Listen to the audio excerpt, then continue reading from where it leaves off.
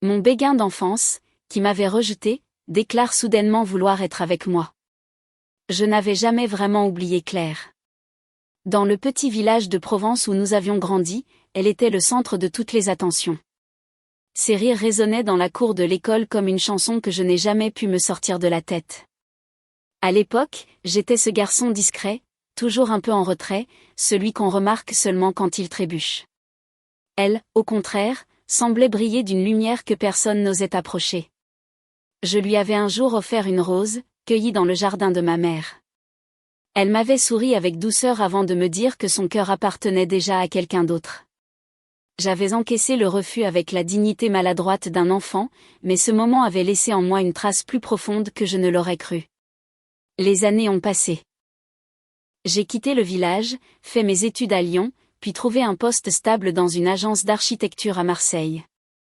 Ma vie était ordonnée, calme, presque prévisible. Jusqu'au jour où, en rentrant dans ma ville natale pour un week-end, je l'ai revue. Elle était assise à la terrasse du vieux café, celui où les adolescents de notre époque rêvaient de Paris et de liberté. Son visage portait désormais les marques du temps, fines mais réelles, comme des souvenirs gravés sur la peau. Pourtant, quelque chose en elle demeurait inchangé, cette grâce naturelle, ce regard qui semblait toujours ailleurs.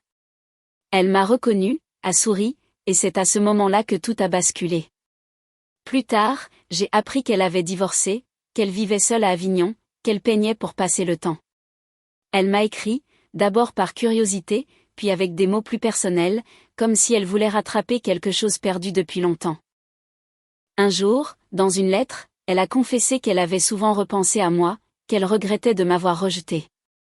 Elle disait vouloir être enfin avec moi, comme si les années pouvaient effacer le passé. Je suis restée longtemps à relire ces mots. Une partie de moi, celle de l'enfant humilié, voulait refuser. Une autre, plus tendre, se souvenait du parfum des fleurs qu'elle portait dans ses cheveux.